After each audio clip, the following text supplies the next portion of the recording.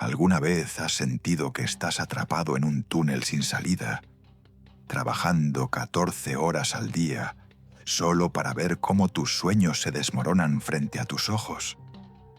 ¿Has mirado tu cuenta bancaria y has sentido ese nudo en la garganta al ver que el cajero automático te rechaza el pago de la leche de tu hija porque solo quedan 72 centavos? Tal vez hoy te encuentras en ese punto de quiebre, donde el cansancio físico no es nada comparado con el agotamiento del alma.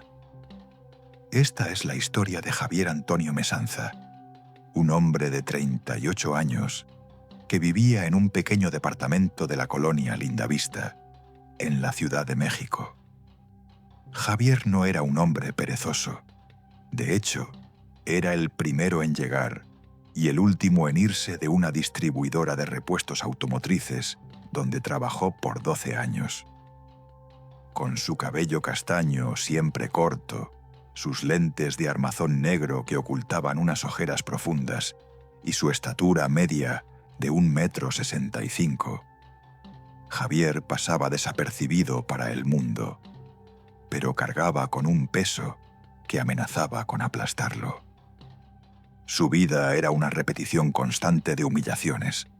Su jefe, un hombre llamado Ricardo, que disfrutaba recordándole lo reemplazable que era, lo mantenía bajo un sueldo de apenas 8.500 pesos mensuales. Javier tenía una esposa, Elena, y una hija de 7 años llamada Sofía, que soñaba con clases de ballet que su padre nunca podía pagar. El momento más oscuro llegó el 15 de noviembre de 2025.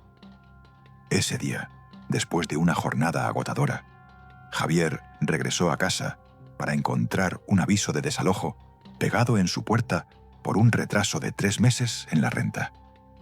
En ese instante, sentado en los escalones de cemento frío, Javier no gritó ni maldijo. Simplemente se quedó en silencio, sintiendo que el aire se le escapaba. Fue ahí, en medio de la oscuridad del pasillo, donde ocurrió algo que desafía la lógica humana, pero que alimenta el espíritu. A veces Dios permite que toquemos fondo, no para que nos ahoguemos, sino para que tengamos un suelo firme desde donde impulsarnos. Javier cerró los ojos y por primera vez en años no pidió dinero ni pidió que su jefe cambiara. Solo susurró una frase que marcaría el inicio de su transformación. Señor, quítame el miedo y dame una visión. En ese momento, no bajó un ángel del cielo ni recibió una transferencia bancaria mágica. Lo que recibió fue una claridad absoluta. Recordó que durante sus 12 años en la distribuidora había aprendido un proceso específico para restaurar piezas de motores antiguos que nadie más quería tocar porque tomaba demasiado tiempo. Esa misma noche, con los ojos rojos por el cansancio, pero encendidos por una chispa nueva, Javier bajó al pequeño depósito de la unidad habitacional. Tenía una caja de herramientas vieja que le había heredado su abuelo y un alternador que había rescatado de la basura semanas atrás. No fue fácil. Durante las siguientes 3 semanas, Javier durmió apenas 4 horas por noche. Trabajaba en la distribuidora de 8 de la mañana a 7 de la tarde y de 8 de la noche a 2 de la mañana se encerraba en ese depósito húmedo. El 3 de diciembre terminó su primera pieza restaurada. Parecía nueva, brillaba bajo la luz amarillenta del foco de 60 vatios. La subió a una plataforma de ventas por internet con un precio de 3.200 pesos. Pasaron 4 días de silencio absoluto. La duda empezó a carcomerlo. ¿Y si solo estaba perdiendo el tiempo? ¿Y si Dios no lo estaba escuchando realmente? Pero el 8 de diciembre, a las 10 de la mañana, recibió una notificación en su teléfono. Alguien en Monterrey no solo quería esa pieza, sino que le preguntaba si tenía 10 más. La fe no es esperar a que las cosas cambien, es empezar a caminar mientras el camino aparece. Ese fue el primer milagro silencioso. Javier no tenía 10 piezas, pero tenía la visión que había pedido. Con los 3.200 pesos, en lugar de pagar una parte de la renta, habló con su casero, el señor Gutiérrez, un hombre duro de 60 años. Le pidió una prórroga de 2 semanas más, a cambio de entregarle el doble de lo adeudado. Fue un riesgo total. Javier utilizó ese dinero para comprar piezas dañadas en un deshuesadero local. Para el 23 de diciembre, ya no solo restauraba. Había diseñado un método para optimizar el rendimiento de esos motores. El cambio en su rostro era evidente. Sus manos, siempre manchadas de grasa, ahora se movían con la precisión de un cirujano. Elena, su esposa, lo miraba con una mezcla de miedo y esperanza. Ella empezó a ayudarlo con la administración, anotando cada peso en una libreta de color azul. A finales de enero de 2026, Javier tomó la decisión más difícil de su vida. Renunció a su empleo. Su jefe, Ricardo, se rió en su cara y le dijo que en un mes estaría rogando por volver. Javier solo le dio las gracias por los 12 años de aprendizaje y salió de esa oficina con una caja de cartón y una paz que no podía explicar. Tenía en su cuenta de ahorros, que antes estaba en cero, la cantidad exacta de 24.500 pesos, fruto de sus primeras ventas independientes. Fue un despertar espiritual. Entendió que su valor no dependía de un sueldo miserable, sino del propósito que Dios había puesto en sus manos.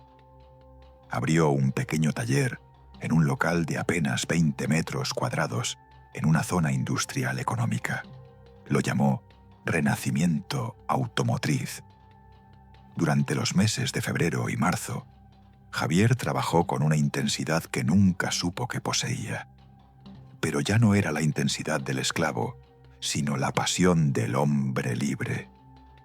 Se dio cuenta de que su negocio no se trataba solo de fierros y aceite. Se trataba de dar una segunda oportunidad a las cosas que otros consideraban desperdicio.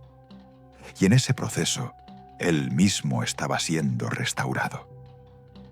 Sus deudas, que ascendían a más de 120.000 pesos entre tarjetas y préstamos personales, empezaron a bajar drásticamente. Tu mayor bendición suele estar escondida detrás del trabajo que otros consideran demasiado pequeño para realizar.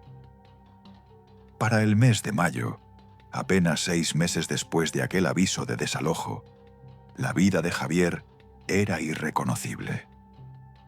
Había contratado a su primer empleado, un joven de 19 años llamado Luis, que al igual que él meses atrás, necesitaba una oportunidad y una guía. Javier no solo le enseñaba a reparar motores, le enseñaba a orar antes de empezar la jornada. No como un rito religioso, sino como un momento de gratitud por tener trabajo. El negocio ya no solo vendía por internet. Talleres mecánicos de toda la ciudad enviaban sus piezas a Renacimiento Automotriz. Javier ya no usaba los lentes rotos de linda vista. Ahora vestía un overol impecable y su mirada reflejaba una seguridad que nacía de la fe probada en el fuego. El 15 de mayo de 2026, Javier hizo algo que había soñado durante años. Llevó a Sofía a su primera clase de ballet. Mientras la veía dar sus primeros pasos con su tutú rosa, recordó la noche fría en los escalones del edificio.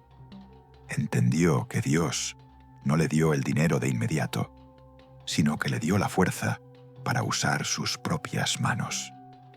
Su facturación mensual había alcanzado los 185.000 pesos brutos.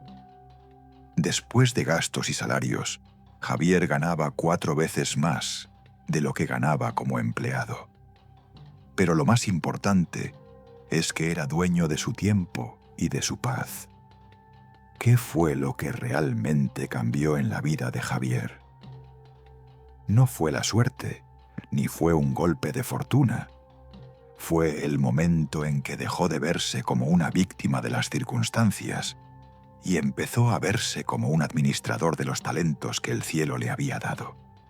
La redención de Javier no fue solo financiera, fue moral y espiritual. Hoy, su taller ocupa un galpón de 400 metros cuadrados y emplea a 6 personas, todas con salarios dignos y un ambiente de respeto. Javier suele decir que su empresa no le pertenece a él, sino que él es solo el gerente de un negocio que Dios fundó en un depósito oscuro. Tal vez tú estás hoy donde Javier estaba hace 6 meses, mirando un papel que te asusta, sintiendo que el mundo se te viene encima, o trabajando para alguien que no valora tu sacrificio. Quiero que sepas que tu situación actual no es tu destino final.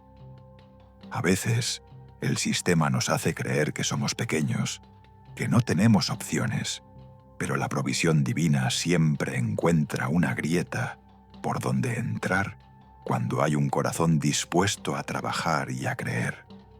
No busques solo la salida fácil, busca la revelación de qué es lo que ya tienes en tus manos que puede bendecir a otros.